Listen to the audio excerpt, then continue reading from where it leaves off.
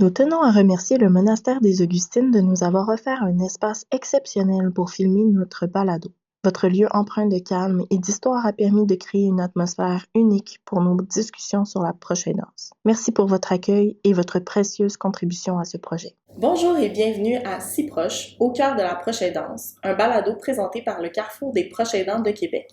Ce balado aborde plusieurs enjeux de la proche aidance. Aujourd'hui, dans l'épisode Un engagement méconnu, nous aborderons le sujet principal, ce qu'est la proche aidance.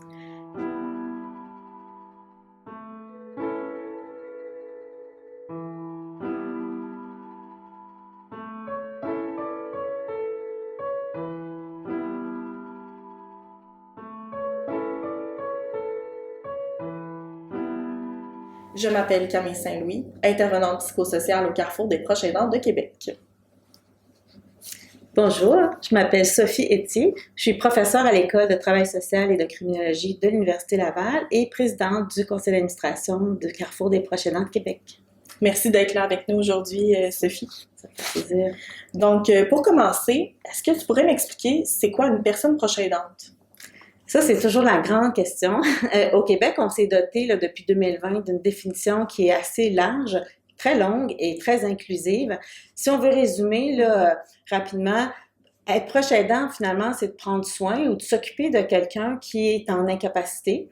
Et donc, c'est pas nécessaire de vivre avec la personne, donc de cohabiter pour être considéré proche aidant. Et c'est pas nécessaire d'être membre de la famille non plus. Donc, on peut être un ami, un voisin, une famille plus élargie, plus loin.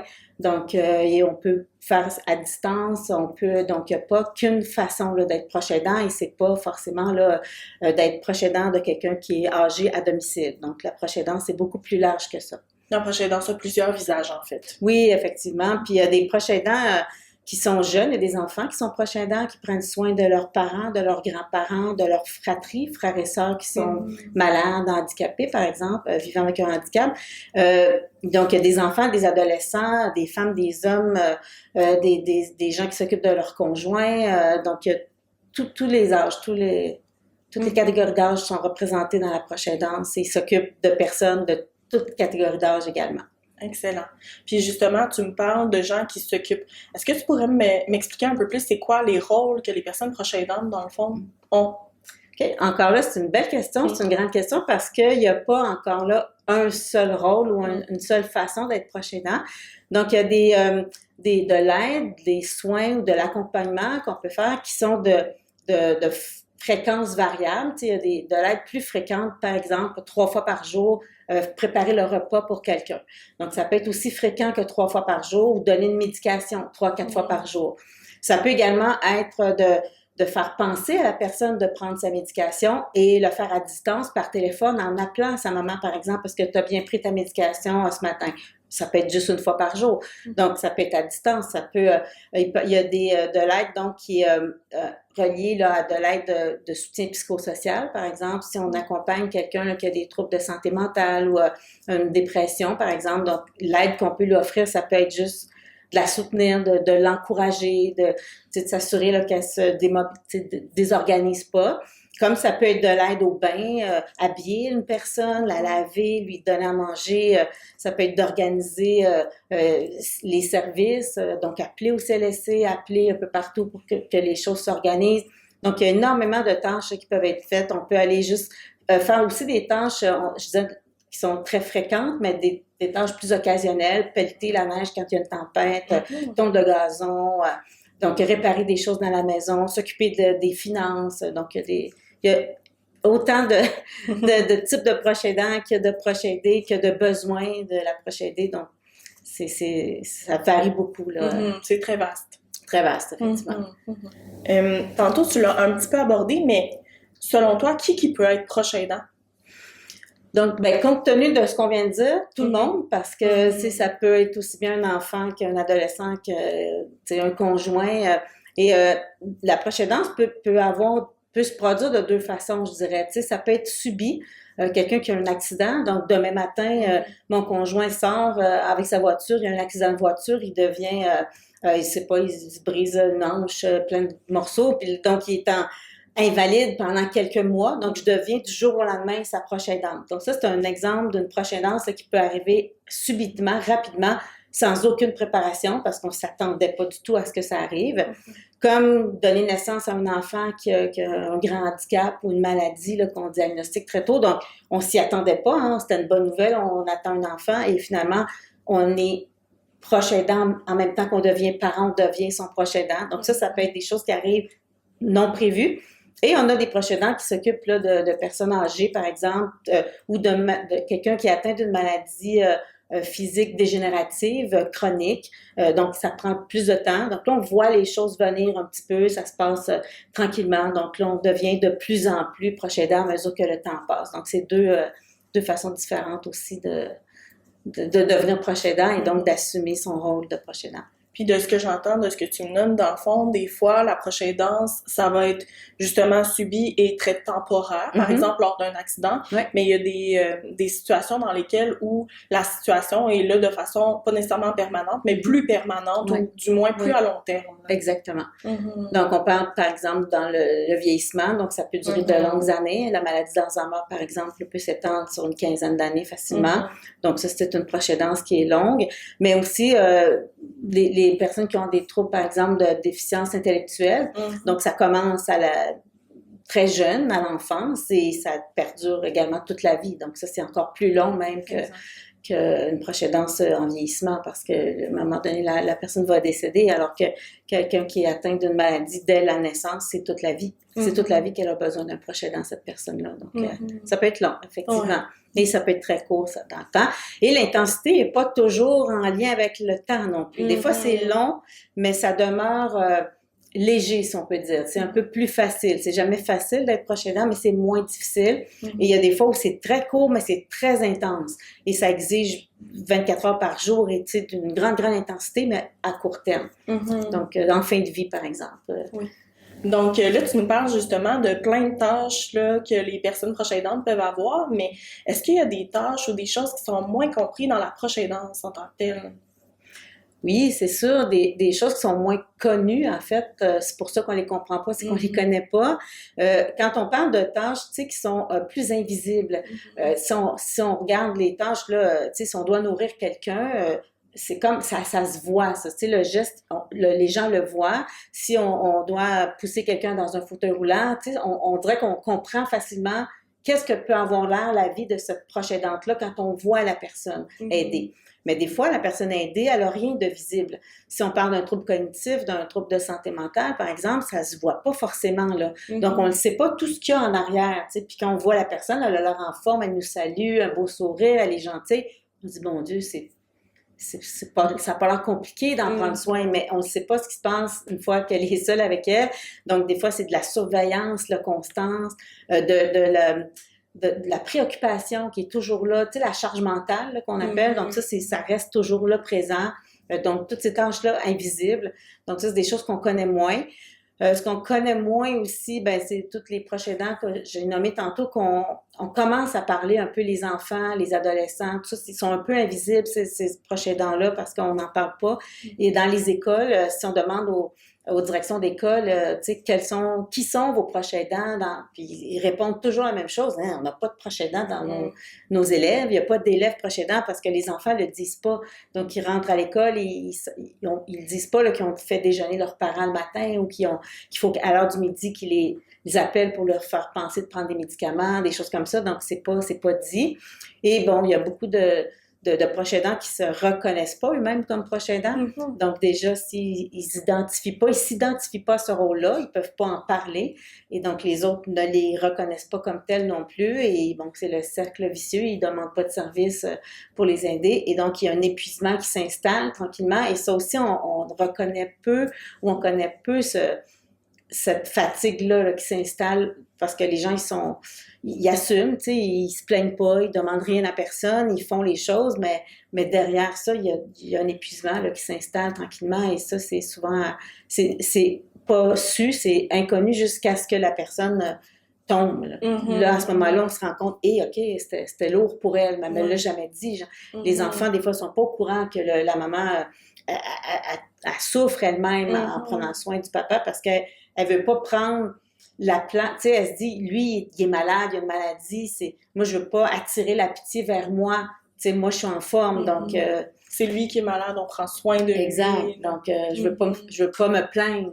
Moi, je suis en santé, j'ai pas la maladie d'Alzheimer, moi, je suis chanceuse. Donc, j'ai pas à me plaindre parce que mon seul problème à moi, c'est de m'en occuper, puis mon seul problème, c'est d'être fatiguée. Mais c'est pas, évidemment, pas comme ça qu'on doit le voir, là. Donc, il faut s'assurer de soutenir justement ces proches aidants-là pour pas s'épuiser, parce qu'après, on se retrouve avec 2 personnes malades sur les bras, là. Donc, on n'est pas plus avancé, là. Donc, il faut agir en prévention, là. Effectivement. Justement, là, tu me parles quand même de plusieurs enjeux que les personnes proches aidantes peuvent vivre. Est-ce que la proche aidance a des impacts sur la vie quotidienne? C'est certain. Puis encore là, ça dépend de l'ampleur de la situation. Si la personne doit donner des soins ou de l'aide qui est très fréquente, très régulière, qui revient tout le temps, bien, c'est sûr que là, l'impact va être important parce qu'on peut difficilement aller travailler à ce moment-là parce qu'on doit donner des soins, si on doit donner des soins aux 2 heures, par exemple, parce qu'on l'a pas nommé tantôt, mais en plus des soins, plus d'hygiène ou physique, il y a aussi des soins médicaux parfois que les proches aidants font, donc changer des pansements, placer des sondes urinaires, des choses comme ça. Donc quand c'est des soins comme ça qui sont réguliers, il y en a qui sont obligés d'arrêter de travailler ou de diminuer leur temps de travail rémunéré là, à l'extérieur de la maison pour s'occuper de leur enfant ou de leur parent qui est malade. Donc ça, c'est sûr que ça a un impact sur leur vie professionnelle, leur vie personnelle également, parce que des fois, c'est difficile de sortir parce qu'on n'a personne pour venir prendre soin de notre aidé pendant qu'on peut aller au restaurant ou faire autre chose avec des amis. Donc, les problèmes qu'on voit le plus souvent chez les proches aidants vont être l'isolement, soit parce que personne ne les invite, parce qu'ils sont avec une personne malade, donc ils sont plus invités de nulle part, soit parce qu'eux-mêmes se désengagent des activités sociales parce qu'ils ont justement plus le temps ou l'énergie, ils sont juste brûlés. Le soir, ils n'ont plus le goût d'aller souper avec des amis, même s'il y a quelqu'un qui serait prêt à venir s'occuper de leur mari pendant qu'ils sortent, ils n'ont plus d'énergie. Ils ont besoin de dormir. Ils ont besoin juste de dormir. Fait que donc, il y a tout cet impact sur la santé physique, la santé mentale, c'est très documenté aussi. Les proches aidants qui sont proches aidants, en fait, ont une santé physique, mentale moins bonne que les personnes du même groupe d'âge qui sont pas proches aidants. Et ils décèdent aussi, ils ont une espérance de vie plus courte que les personnes qui sont pas proches aidants. Donc, ça a un impact direct sur la santé du proche aidant, un impact sur sa santé professionnelle, si on veut, sa santé financière. Donc, sa santé sociale. Exactement. Tout ça va avoir un impact, c'est sûr, mais encore là, ça dépend de l'ampleur si on s'occupe d'un parent âgé qui est à distance parce qu'on vit pas dans la même ville, puis qu'on le visite une fois ou 2 semaines, puis qu'on l'appelle à tous les jours, ça a peut-être moins d'impact sur sa vie personnelle, professionnelle, parce qu'on peut rentrer ça dans l'horaire, puis on peut le gérer, mais si c'est on vit avec la personne, c'est presque 24 heures par jour. Donc là, effectivement, l'impact va être beaucoup plus grand. Donc, ça dépend toujours de l'ampleur de la tâche, si on veut, et de la fréquence et de l'organisation autre. Si on a des enfants, des jeunes enfants, donc c'est sûr que là, ça se rajoute. Là, c'est des couches qui se rajoutent de difficultés. Donc, comme impact, on a tout ça. On a l'isolement, comme je disais tantôt. Il y a aussi l'appauvrissement, parce qu'on sait que la proche aidance aussi a des coûts financiers. Donc, d'autant plus si la personne a arrêté de travailler, par exemple, pour aider, mais là, on va encore plus dans un appauvrissement. Parce qu'on s'appauvrit dans le moment présent, parce qu'on fait moins d'heures de travail, donc le salaire est moins important. Mais ça a un impact sur l'avenir aussi, parce que si on fait un salaire plus petit ou moins d'heures, ben au moment de la retraite, ça va jouer également. En fait, l'appauvrissement, il est actuel, mais aussi pour le futur. Donc, ça veut dire que ça peut durer 15 ans, là, cette décision-là de travailler moins pour prendre soin d'un proche, on peut le payer pendant très longtemps par la suite. Là. Ça peut avoir des impacts importants à long terme. Oui, effectivement. Okay. Mais heureusement, il y a quand même, je ne sais pas si tu m'amenais là, mais il y a quand même des avantages ou des bons côtés à la proche aidance, ce qui fait qu'il y a beaucoup de proches aidants qui sont pas malheureux de ce rôle-là non plus. Il ne faut pas penser ou laisser sous-entendre que ce n'est que négatif. Là. Oui, il y a des coûts, mais en même temps, il y a aussi des bénéfices. Pourrais-tu me parler justement des bénéfices de la proche aidance? Ça dépend de la relation qu'on a avec la personne, mais ce qui est documenté, c'est que dans la majorité des cas, la relation avec la personne va s'améliorer. On va créer avec elle un lien qu'on n'avait pas avant et qu'on n'aurait peut-être pas eu sans cette relation aidant-aidé. Donc, il y a quelque chose au niveau de la relation qui s'améliore. Il y a le sentiment d'accomplissement, le sentiment de faire quelque chose d'extraordinaire, d'utile à la société, d'utile pour soi, d'utile pour la personne. Il y a toute ce développement de nouvelles compétences.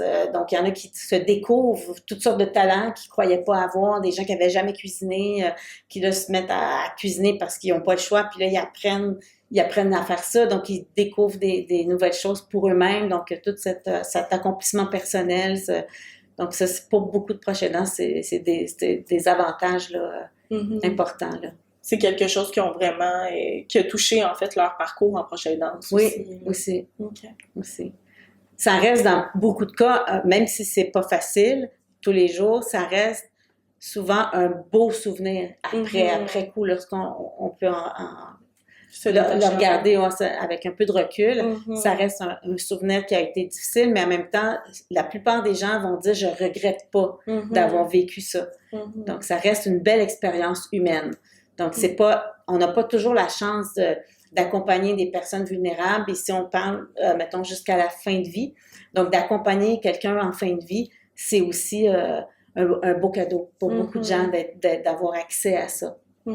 D'avoir accès aussi à cette intimité-là, j'imagine. Oui, effectivement.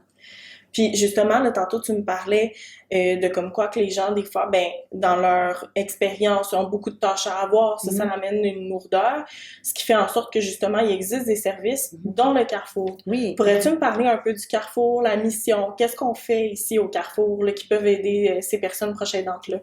Bien, le Carrefour des proches aidants, c'est un organisme communautaire, donc sans but lucratif, qui existe depuis 2000. On fête le 25e là, en 2025. Et donc, c'est un organisme qui soutient, aide les personnes proches aidantes dès le début de leur parcours là, jusqu'à la post-aidance. Donc, parce que l'aidance prend fin à un moment donné, soit parce que la personne, on en a peu parlé, mais il y a des gens, des fois, qui récupèrent. Tu sais, si on parlait tantôt d'un accident, une fois qu'après quelques mois, la personne a récupéré de son accident, bon, la proche aidance peut cesser à ce moment-là. Donc, ou il y a la post-aidance la proche aidance qui termine lorsque la personne décède. Donc, on accompagne les gens jusqu'à la post-aidance parce qu'après avoir consacré plusieurs mois, plusieurs années aux soins de quelqu'un d'autre, ben on s'est un peu perdu comme personne. On a un peu, des fois, perdu, on a arrêté de travailler, donc on doit se réintégrer, on doit trouver un autre sens à sa vie, un autre... C'est ça. Donc, on peut accompagner les gens jusqu'à la fin. Donc, on a plusieurs services pour ce faire. Donc, on a des services de répit à domicile où on a des intervenantes qui vont chez la personne pour garder ou en tout cas s'occuper, accompagner la personne à domicile. Et là, la personne proche aidante peut à ce moment-là vaquer à d'autres occupations à l'extérieur de son domicile. Donc, qui lui permet de se reposer un peu, de faire autre chose, etc. Donc, ça, c'est le répit à domicile. On a du répit hors domicile où là, c'est l'inverse. Le proche aidant amène la personne aidée dans nos locaux. Et donc, là, on peut s'en occuper pendant qu'elle peut faire autre chose ou retourner juste chez elle puis se reposer aussi, c'est possible. On a des services psychosociaux. Donc, pour accompagner, donner un suivi là, plus psychosocial aux gens. Donc, ça peut être en individuel. Ou encore en groupe. Donc, on a tout un volet là, de groupe de soutien qui peut accompagner les gens dès le début là, du parcours jusqu'à la post-aidance. Donc, une série de différents groupes. On a des activités sociales également qui permettent là, des fois de juste faire autre chose, donc des cours de yoga, des ateliers d'écriture, de la méditation, des sorties avec d'autres proches aidants. L'idée est toujours d'aider le proche aidant à avoir un peu de temps pour lui, donc soit en lui donnant du répit, soit en lui offrant des activités qui pourraient l'aider à se ressourcer. Donc, toujours pour le soutenir. Et je voudrais juste préciser que des fois, quand on a peut-être moins parlé aussi depuis le début, la proche aidance ne cesse pas quand la personne elle est hébergée. Donc, on a aussi beaucoup de proches aidants dont le proche est hébergé, mais on continue d'aider son proche même quand il est hébergé. Il y en a qui sont là toute la journée, ils vont les voir 5 jours semaine, 7 jours semaine, donc ils ont aussi besoin d'être soutenus puis d'avoir un peu de répit dans ce rôle-là au moment de l'hébergement également. Oui, exact. Donc, le rôle peut changer à travers l'expérience de proche aidance, mais ça veut pas dire qu'on n'est plus proche aidant, même s'il y a des tâches qu'on faisait avant qu'on fait plus maintenant parce qu'il y a un service qui vient aider ou parce que justement la personne est hébergée. C'est ça. On n'a pas forcément besoin de leur faire à manger parce que là, le repas va être là, mais on peut peut-être nourrir encore la personne si on souhaite, ou ne serait-ce que juste être là pour jouer son rôle d'enfant, de conjoint, son rôle qu'on a avec elle, qu'on avait un peu perdu parce qu'on tout était concentré sur les tâches d'aide ou de la relation ou des soins, c'est ça. Donc là, avec ces tâches-là qui sont enlevées, on reprend un peu son rôle qu'on avait laissé de côté, puis donc on est là pour les soutenir. Les soutenir là-dedans aussi. Oui. Excellent. Pour terminer, on sait que la population est vieillissante. Selon toi, comment la proche aidance va évoluer avec le vieillissement de la population, justement? Okay. Avant de répondre à ça, je voudrais juste revenir sur le concept de vieillissement de la population. Oui. Juste pour mentionner que c'est un concept là, c'est démographique. Là. Il y a un vieillissement de la population quand l'espérance de vie augmente et que le taux de natalité baisse, comme c'est le cas dans nos sociétés actuellement. Donc, on assiste à un vieillissement de la population. Mais depuis 15 ans, à cause de la génération du baby boom qui était très nombreuse, c'était une grosse génération, une grosse cohorte. Donc, depuis 15 ans, ces personnes-là, de cette génération-là, ont commencé à entrer dans le vieillissement. Donc, à 65 ans, on commençait à avoir 65 ans. Donc là, on a un vieillissement accéléré depuis 15 ans. Et ce vieillissement accéléré-là va se poursuivre encore pendant 10 ans, jusqu'à temps que les derniers baby boomers, les plus jeunes, vont atteindre 65 ans. Fait que là, on est dans un vieillissement de la population depuis un certain temps, mais là, il y a comme un 25 ans là, qui est un vieillissement accéléré. Fait que là, on le vit vraiment de plein fouet, là, ce vieillissement-là, mais la bonne nouvelle, c'est que ça va diminuer. On a encore pour 10 ans. Après, la génération qui suit le baby boom, ma génération, la génération X, on est moins nombreux. Fait que quand nous, on sera âgés, il va y avoir moins d'aînés qu'il y en a maintenant.